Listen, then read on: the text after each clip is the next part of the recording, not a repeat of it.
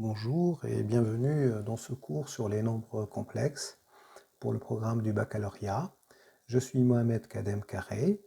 Vous pouvez télécharger le PDF de ce cours sur le site web que j'indique ici et qui sera également indiqué dans le descriptif sous la vidéo YouTube.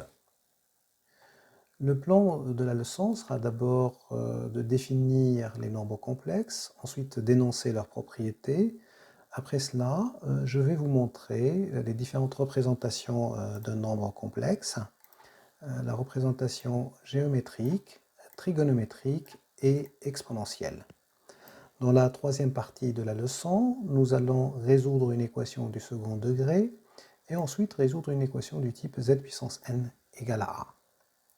À la dernière partie de cette leçon, je vais vous montrer comment représenter une transformation ponctuelle grâce aux nombres complexes. Alors, commençons par définir l'ensemble des nombres complexes. Pour cela, on va faire quelques rappels. Rappelons-nous que l'équation x-1 égale 0 admet bien une solution dans l'ensemble des entiers naturels n, qui est précisément x égale 1. De notre côté, l'équation x plus 1 égale 0, elle n'admet pas de solution dans l'ensemble des entiers, et cela nous avait conduit à construire l'ensemble des entiers relatifs, z, dans lequel cette nouvelle équation admet bien une solution qui est x égale moins 1, le moins 1 étant ici. Alors, une idée analogue va être utilisée pour construire l'ensemble des complexes. En effet, l'équation x carré moins 1 égale 0 admet deux solutions dans l'ensemble des réels qui sont 1 et moins 1. Par contre, l'équation x carré plus 1 égale 0 n'a pas de solution dans l'ensemble des réels. Et nous allons construire un ensemble que nous allons noter C, plus grand que R, et dans lequel cette nouvelle équation admet bien une solution. Alors voilà l'idée. Nous allons noter i, un nombre imaginaire tel que i au carré égale moins 1. Donc vous voyez bien que ça résout l'équation x carré plus 1 égale 0. Donc nous admettons qu'il existe un nombre que nous notons i et qui est solution de cette équation i au carré égale moins 1. Bien sûr, ce nombre il est imaginaire dans le sens où il ne fait pas partie des réels. On définit alors l'ensemble des nombres complexes C par l'ensemble des x plus iy, où x et y sont des réels. On définit ensuite l'addition et la multiplication dans l'ensemble des complexes de la manière suivante. Pour additionner deux nombres complexes, on commence par additionner leur x, en quelque sorte, z plus z', donc il y a d'abord une partie qui est x plus x', et ensuite, tout ce qui est fois i, c'est y et y', on les additionne également. Pour la multiplication, on la définit de la manière qui est indiquée ici. Et en fait, c'est cette manière, ça revient finalement à distribuer la multiplication et à utiliser la propriété que i au carré égale moins 1. Vous pouvez faire l'exercice vous-même, si vous faites z fois z' avec z et z' écrit de cette manière-là, et que vous utilisez que i au carré égale moins 1, vous allez arriver à cette expression du produit de deux nombres complexes. Enfin, on va dire que z égale z' si et seulement si x égale x' et y égale y'. Et en particulier, un nombre complexe est égal à 0 si et seulement si x égale 0 et y est égal à 0.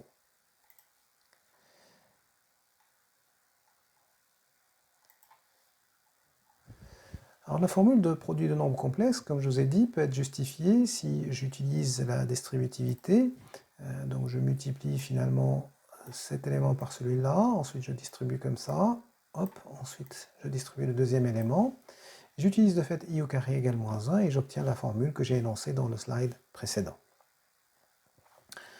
Notons que l'addition de deux nombres complexes est commutative et aussi associative.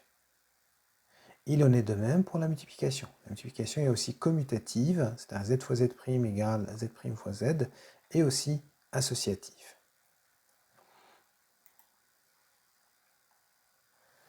Alors, nous allons maintenant introduire une terminologie.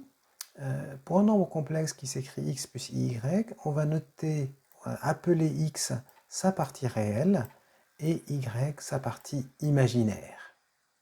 Donc la partie réelle se note réelle de z, RE de z, et la partie imaginaire se note im de z. Nous allons noter z bar, le nombre complexe x moins i, y, qu'on appelle complexe conjugué de z. Nous allons également introduire la notation valeur absolue de z ou module de z, ça se dit plutôt module que valeur absolue pour un nombre complexe, donc ça joue le rôle de la valeur absolue dans les réels, sauf qu'ici pour un nombre complexe on appelle ça module de z, comme étant x au carré plus y au carré, et après on prend la racine. Si réel de z égale 0, donc si cette partie est nulle, alors le z est dit imaginaire pur. Une dernière observation est utile. Si z égale 0, si et seulement si, module de z est égal à 0. Alors nous allons maintenant énoncer quelques propriétés du complexe conjugué et du module. Alors la première propriété nous dit que module de z égale module de z bar. Donc un nombre complexe et son complexe conjugué ont le même module. La deuxième propriété, très utile, nous dit que réel de z, c'est z plus z bar sur 2. Une propriété analogue, c'est que imaginaire de z, c'est z moins z bar sur 2i. Retenez ces deux formules, elles sont très utiles. Une autre propriété, c'est que z fois z bar égale module de z au carré. Et la dernière propriété, elle nous dit que pour calculer 1 sur z, on peut multiplier par z bar en haut et en bas, et ça nous permet d'obtenir z bar sur module de z au carré. Alors elle est utile parce que comme module de z au carré est un réel, finalement ça nous permet de convertir un nombre complexe qui est en bas en trouvant ce qui lui correspond comme nombre complexe, après fois un réel, ou divisé par un réel, ça ne change pas grand chose. En effet, en particulier, si je veux calculer z' sur z, où ces deux nombres sont des nombres complexes, une bonne idée serait de multiplier par z bar, comme on fait ici, fois z bar, ce qui permet de retrouver au dénominateur module de z au carré, et au numérateur, c'est z' fois z bar que je peux calculer explicitement. Alors nous allons illustrer cela à travers un exemple. Supposons que nous souhaitons calculer le rapport de deux nombres complexes qui est ici.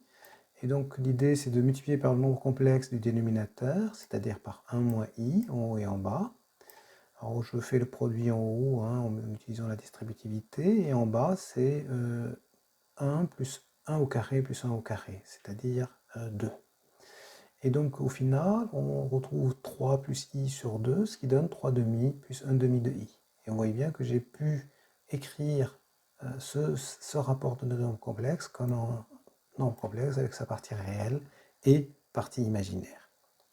Retenez bien cette technique, elle est très souvent utilisée dans les exercices du bac. Alors d'autres propriétés du complexe conjugué. Le complexe conjugué d'une somme de deux nombres complexes, c'est z bar plus z' bar. Pour le produit, c'est pareil. Z fois z' le tout bar, c'est z bar fois z' bar. Le rapport, ça marche pareil. Z sur z' le tout complexe conjugué, c'est z bar sur z' bar, si z' est différent de 0. Autre égalité aussi utile, c'est que z fois z' en module, c'est module de z fois module de z'. Donc pour les modules, tout se passe bien. Par contre, pour la somme, c'est une inégalité. Alors, il faut faire attention, module de z plus z' est plus petit que module de z plus module de z'. Et ce n'est pas une égalité ici, c'est bien une inégalité qui est appelée inégalité triangulaire.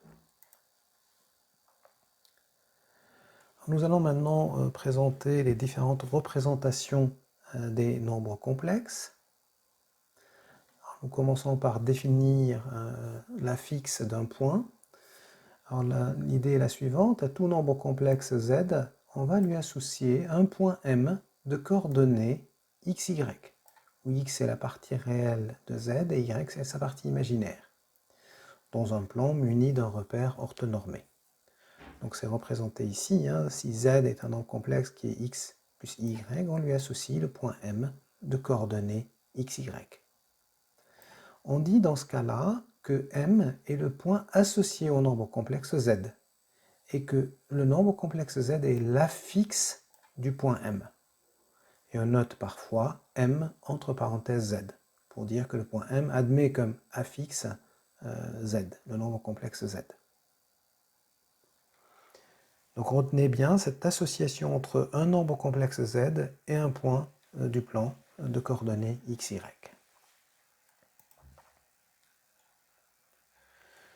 Donc ça s'appelle la représentation géométrique d'un nombre complexe.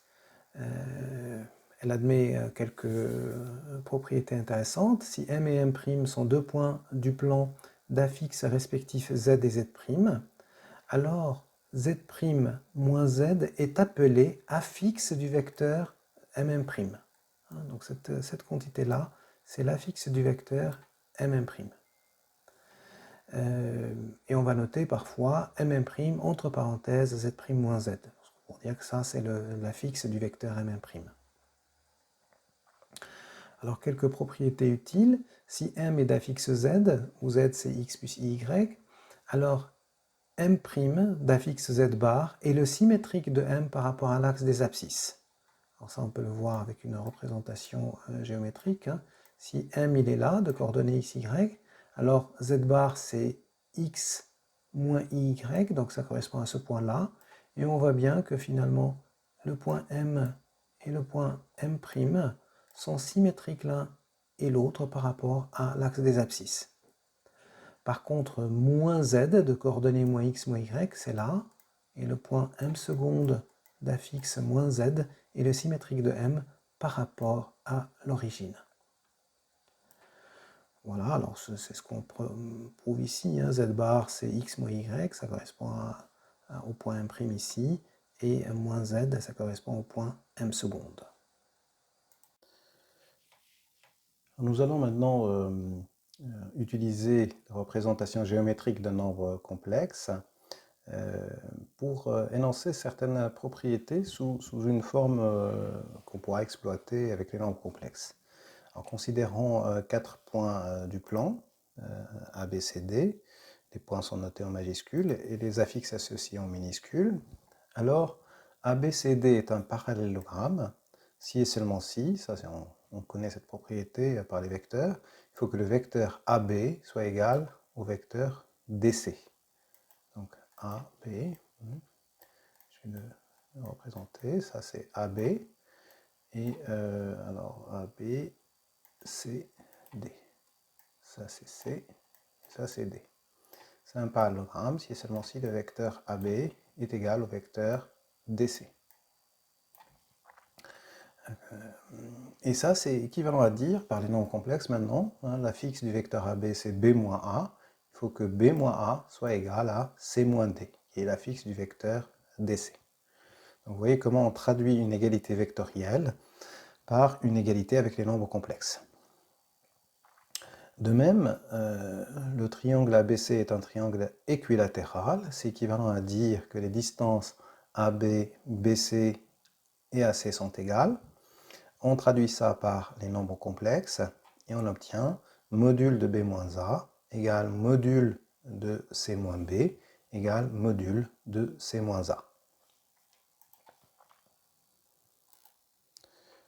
On passe maintenant à la forme trigonométrique d'un nombre complexe. Pour cela, on introduit la notion d'argument d'un nombre complexe. Prenons Z, élément de C, moins 0, et M, le point associé à Z dans le plan.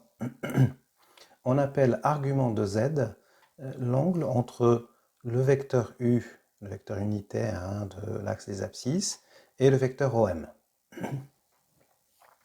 Donc c'est cet angle-là qu'on va appeler argument du nombre complexe Z. Alors essayons d'exploiter cette figure pour obtenir certaines relations. On sait que le point M étant de coordonnées x, y, donc sa projection sur l'axe des abscisses c'est x, et sa projection sur l'axe des ordonnées c'est y. Alors maintenant exploitons le fait que ça c'est un triangle rectangle, avec la propriété du cosinus, on sait que cosinus θ est égal à x divisé par l'hypoténuse qui est r. Et ça vous donne la relation que x est égal à r fois cosinus θ.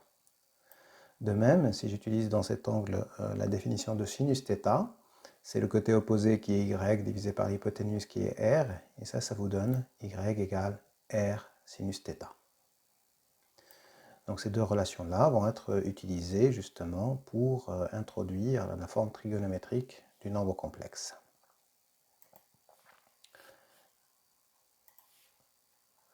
Alors voici cette forme trigonométrique. Prenons zx plus y et notons r son module et θ son argument. Alors r peut s'écrire sous la forme r cosinus θ, pardon, z peut s'écrire sous la forme r cosinus θ plus i fois r sinus θ. Hein, puisque ça c'est, on avait dit que ça c'est x et ça c'était y. Cette forme est appelée forme trigonométrique du nombre complexe z. Et c'est les relations que nous avons obtenues à partir de la figure que je rappelle ici et que je vous invite à retenir. Hein. Alors, la forme initiale, hein, qui est z égale x plus y, va être appelée forme algébrique du nombre complexe z. Alors, pour trouver l'argument d'un nombre complexe à partir de sa forme algébrique, on va utiliser le fait que le module r, c'est racine de x carré plus y carré. Ce R-là, c'est racine de x carré plus y carré. Donc si maintenant je descends ce R, je le passe de l'autre côté, ça me donne que cosinus θ égale x sur racine de x carré plus y carré. De manière similaire, sinus θ, c'est y sur racine de x carré plus y carré. Donc ces deux relations-là vous permettent de calculer l'argument θ à partir de x et y.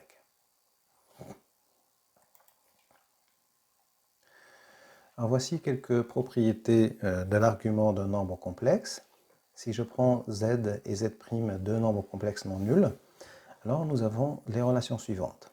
Argument de moins z, c'est argument de z plus pi. Alors je vais faire une figure pour vous convaincre de ce type de relation. Si j'ai z, un nombre complexe ici, maintenant moins z, c'est ce nombre complexe-là. Et on voit que finalement, à partir de l'argument de z, je dois rajouter pi pour obtenir l'argument de moins z. Argument de moins z égale argument de z plus pi. Parce que ça, cet angle-là, c'est pi. Jusque-là. De manière similaire, si je considère le complexe conjugué z bar, on voit que l'argument de z bar, c'est moins argument de z. Nous avons également que z égale z' si et seulement si il y a une égalité des modules et une égalité des arguments. Donc, deux nombres complexes sont égaux si et seulement si leurs modules sont égaux et leurs arguments également sont égaux. Alors une autre relation extrêmement utile, c'est que l'argument de z fois z', c'est l'argument de z plus argument de z'. Alors cette propriété est un peu plus difficile à illustrer géométriquement, mais on va la retenir en disant que si j'ai un produit de nombres complexes et je veux l'argument du produit, ça va faire la somme des arguments. Donc un produit se transforme en une somme grâce à la fonction argument. De manière similaire, l'argument de z sur z' égale argument de z moins argument de z'. Un rapport se transforme en une différence par la fonction argument.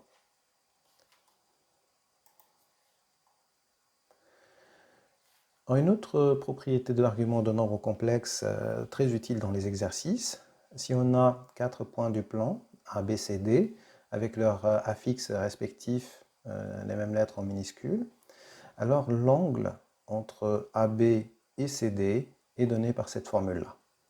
Cette formule peut vous paraître difficile à retenir. Je vais vous donner un moyen de la retenir. Donc ça, c'est les affixes des points. Et retenez qu'on va parcourir finalement cette écriture de droite à gauche.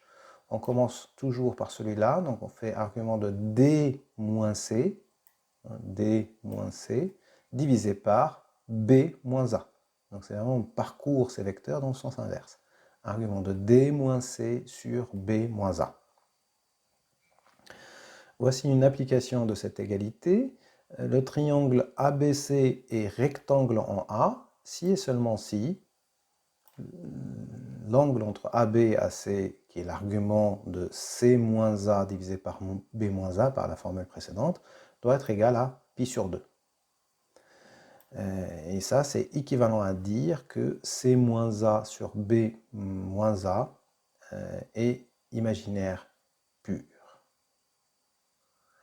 Alors, pi sur 2 modulo pi, cet argument doit être égal à pi sur 2 modulo pi, c'est-à-dire pi sur 2 ou moins pi sur 2. Et ça, c'est équivalent à dire que ce rapport-là, ce vecteur, est sur l'axe des ordonnées, sur l'axe des y, c'est-à-dire sur l'axe des imaginaires purs.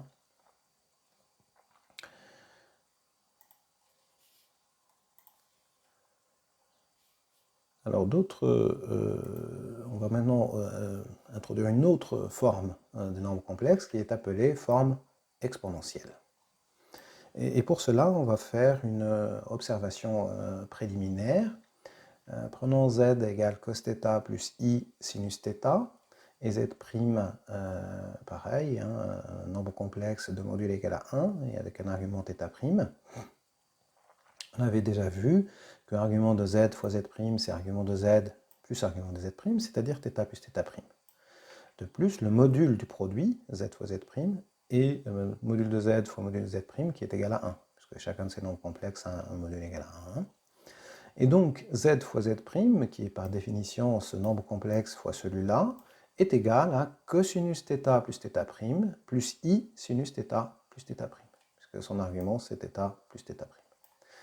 Et donc la fonction qui a θ associe cos θ plus i sinus θ vérifie cette égalité, le produit de f de θ par f de θ', c'est f de θ plus θ'. Donc la fonction f transforme une somme en un produit. Et cette relation est vraiment caractéristique des fonctions exponentielles. Rappelez-vous que la fonction exponentielle dans l'ensemble des réels fait exactement ceci. L'exponentielle d'une somme, c'est le produit des exponentielles.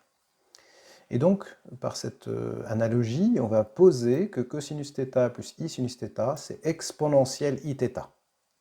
Et ça, cette égalité, c'est vraiment une définition. C'est-à-dire, on définit exponentielle iθ comme étant cos θ plus i sinus θ. Cela nous conduit à cette définition, qui est la définition de la forme exponentielle. Si je prends un nombre complexe et je note r son module et θ son argument, alors z qui s'écrit r cos θ plus ir sinus θ s'écrit sous la forme r fois exponentielle iθ que nous appelons forme exponentielle du nombre complexe z. Voici quelques propriétés de la forme exponentielle. Considérons deux réels, θ et θ'. Alors on a le produit exponentielle iθ fois exponentielle iθ', c'est exponentielle iθ plus θ'. Donc ça se passe comme pour les exponentielles de réels. Le produit d'exponentielle, c'est l'exponentielle de la somme. De même, le rapport de deux exponentielles comme ça, e puissance iθ sur e puissance iθ' égale e puissance iθ moins θ' cette fois-ci, parce que c'est un rapport. On a également, pour les puissances, e puissance iθ, le tout à la puissance n, c'est e puissance inθ. Ça s'appelle la formule de De Moivre. Autre propriété très utile, ce qu'on appelle les formules d'Euler, ça nous dit que cosinus θ, c'est e puissance iθ plus e puissance moins iθ divisé par 2. Donc ça provient de ce qu'on avait dit, que la partie réelle d'un nombre complexe, c'est z plus z bar sur 2. Or, le complexe conjugué de e puissance iθ, si je fais e puissance iθ de tout bar, ben ça me fait e puissance moins iθ. Puisqu'on avait vu que l'argument de z bar, c'est l'opposé de l'argument de z. Donc, retenez bien cette formule. Cosinus θ, c'est e puissance iθ plus e puissance moins iθ divisé par 2. De même, sinus θ, c'est e puissance iθ moins e puissance moins iθ divisé par 2i. Dernière propriété, si j'ai r e puissance iθ égale r' e puissance iθ', où r et r' sont des réels positifs, ceci est équivalent à dire que r égale r' et θ est égal à θ' modulo 2π.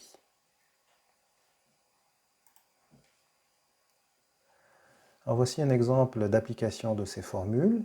On souhaite calculer cosinus de θ et sinus de θ en fonction de cos θ et sin θ. On part, pour obtenir ces 2θ ici, on part de la formule de De Moivre qui nous dit que e puissance i de θ, c'est e puissance iθ au carré. Et donc on remplace. Le terme de gauche ici, c'est cosinus de θ plus i sinus de θ. Et le terme de droite, c'est cos θ plus i sinus θ, le tout au carré. J'utilise mon identité remarquable. Ça vaut ce terme-là au carré, plus ce terme-là au carré, qui donne, parce que i au carré égale moins 1, moins sinus carré θ, plus 2 fois le produit, qui donne cette quantité-là. Maintenant, par identification, la partie réelle ici, cosinus dθ égale cos carré θ moins sinus carré θ, et la partie imaginaire, sinus de θ égale le deuxième terme ici. Ce qui me donne la réponse à mon exercice. Une formule de cos de θ en fonction de cos θ et sin θ, cos carré θ moins sin carré θ, et une formule de sinus de θ qui est 2 cos θ sinus θ. Formules qui sont intéressantes à retenir parce qu'elles sont parfois utiles en trigonométrie. Donc voilà comment on démontre ces formules-là grâce à la forme exponentielle d'un nombre complexe. Nous arrivons à la partie résolution d'équations dans l'ensemble des complexes. Alors nous commençons par résoudre une équation du second degré sous cette forme-là, où A, B, C sont des réels. On suppose que A est non nul pour que ça soit du second degré. Alors comme pour les réels, on définit le discriminant comme étant delta égale b carré moins 4ac, et on distingue 3 cas. Premier cas, si delta égale 0, alors il y a une seule solution qui est z égale moins b sur 2a. Si maintenant delta est positif, on sait qu'il existe deux solutions réelles qui sont ces expressions-là que l'on connaît depuis la première. Moins b moins racine delta sur 2a et moins b plus racine delta sur 2a. Maintenant, si delta est négatif, alors, avant on disait qu'il n'y avait pas de solution dans l'ensemble des réels, ce qui est vrai, mais il y a deux solutions dans l'ensemble des complexes, qui sont données par ces expressions-là. Alors c'est à peu près les mêmes que les expressions dans les réels, sauf qu'il y a deux petites différences. Il y a i qui s'invite ici juste avant la racine, donc c'est important de retenir cela. Et sous la racine, c'est pas racine delta, puisque maintenant delta est négatif, c'est racine de valeur absolue de delta. Pour le reste, on a toujours le moins b ici et le 2a au dénominateur.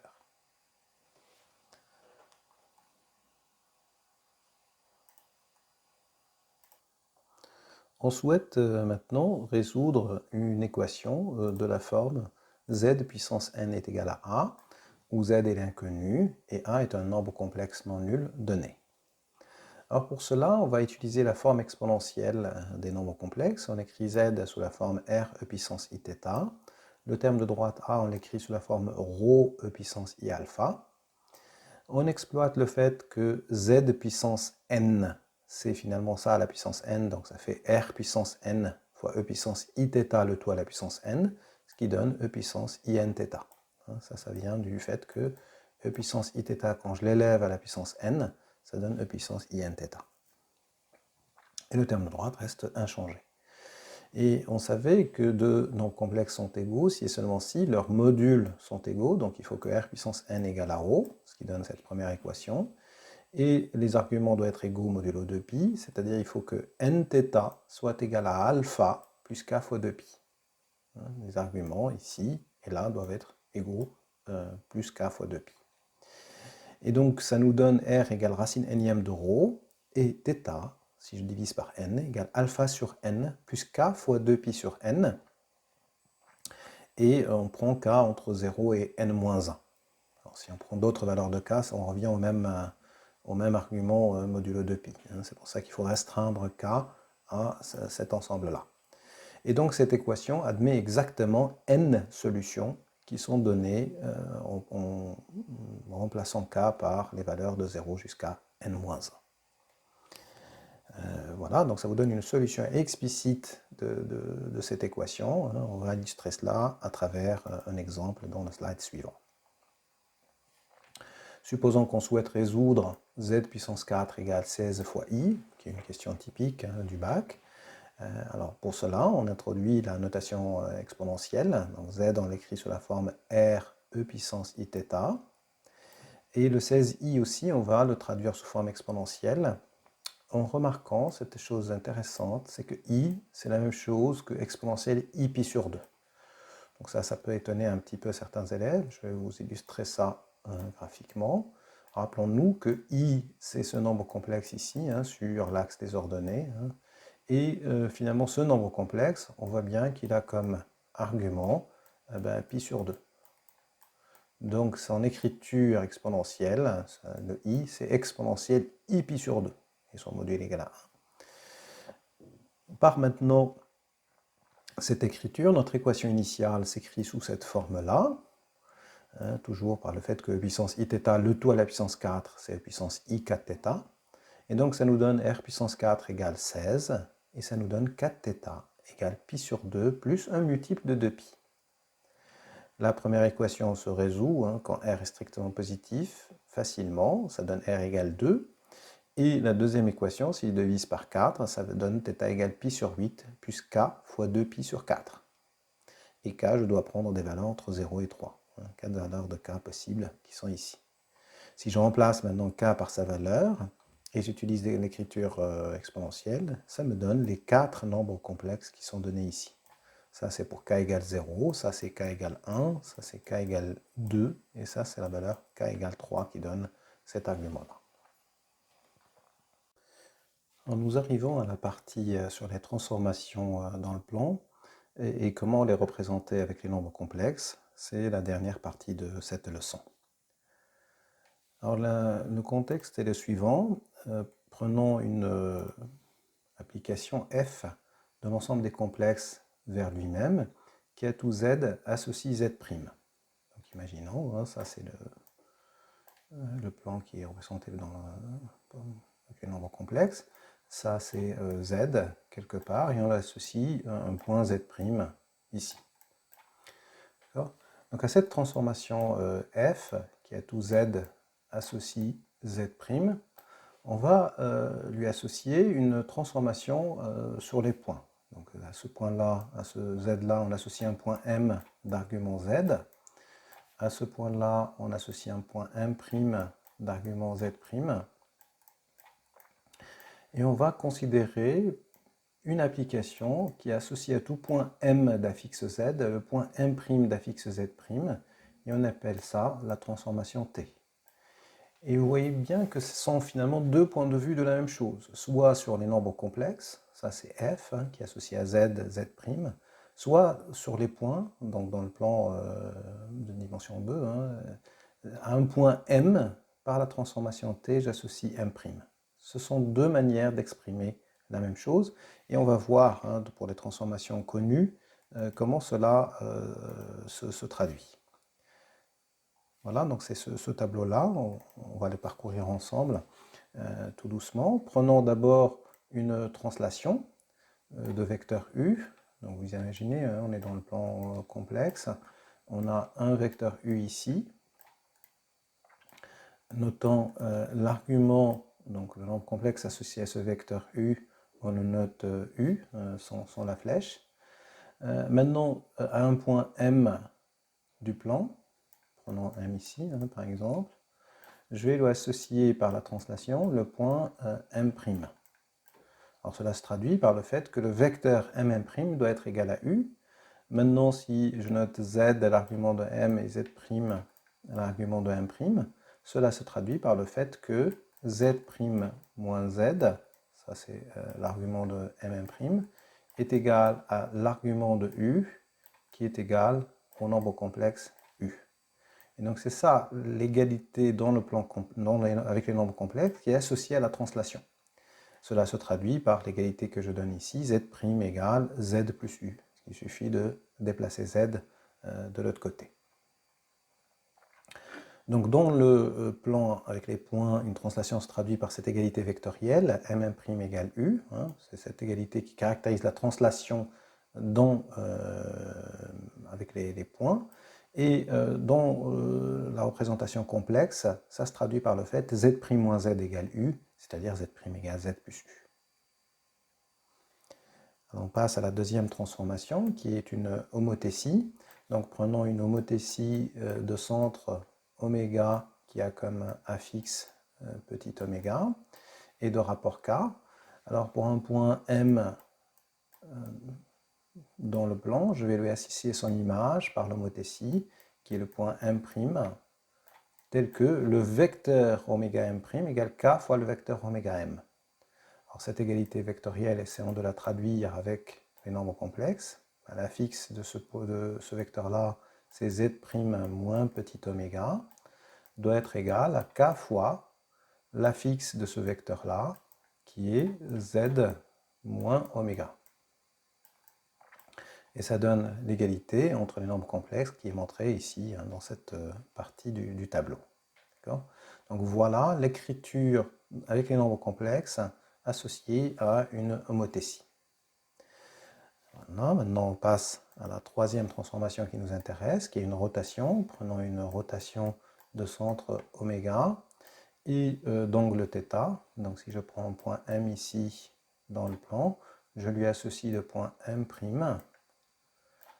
tel que la distance oméga m égale distance oméga m', et tel que cet angle-là doit être égal à θ. Alors donc cela se traduit par ces deux égalités-là, égalité des distances et l'angle oméga m m' égale θ. Ben, si j'écris maintenant, je commence par celui-là, rappelons-nous que l'argument que cet angle-là, c'est exactement l'argument du nombre complexe z' moins oméga, rappelons-nous, il faut qu'on commence à droite, c'est z' moins oméga, divisé par z moins oméga. Comme l'argument de ce nombre complexe c'est θ, ben, ça me donne que ce nombre complexe c'est e puissance iθ. Normalement, il faut le module de ce nombre, mais par cette égalité-là, hein, le module de ce nombre-là, c'est précisément égal à 1. Donc j'obtiens que z' moins oméga sur z moins oméga égale e puissance iθ, ce qui conduit à l'égalité qui est donnée dans cette partie du tableau. Z' moins oméga égale e puissance iθ fois z moins oméga. On arrive à la dernière transformation qui est la symétrie d'axe OX. Donc ça c'est l'axe des abscisses. Si je prends M, un point ici, ça c'est l'origine des coordonnées O, ben, sont symétriques par rapport à cet axe et ce point-là. Et on voit finalement, si je note Z, l'argument de M, l'argument de M' n'est autre que Z bar. Donc on obtient que on peut caractériser la symétrie, si on veut, par ces égalités-là, hein, que la distance OM' égale la distance OM, et que l'angle qui est ici, c'est l'opposé de l'angle qui est là. Et ça nous fait amener que, finalement, l'argument de M' qui est Z' n'est autre que le complexe conjugué de l'argument de M. Z' égale Z bar. Voilà, cela finit cette leçon. J'espère qu'elle a été claire et agréable pour vous. Je vous souhaite une bonne continuation, une bonne préparation de votre épreuve et je vous dis à bientôt. Au revoir.